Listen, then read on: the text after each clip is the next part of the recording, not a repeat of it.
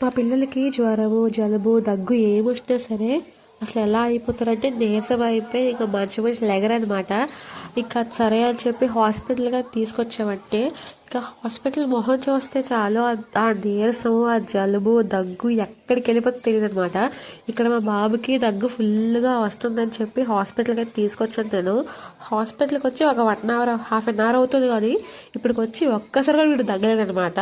So మా పిల్లలకి ఇలా అవుతుందా, మీ పిల్లలు కూడా ఇలానే ఇంట్లో ఉన్నంతసేపు బాగుంటుంది, హాస్పిటల్కి రాగానే ఇలా అవుతుంది కొంటే కింద కామెంట్ చేసి చెప్పండి. ఇంకా హాస్పిటల్ చూపించిన తర్వాత మా లీవ్ కూడా అయిపోతుంది, ఇంకొన్ని రోజులకి ఇంటికైతే వెళ్ళిపోతాం మేము.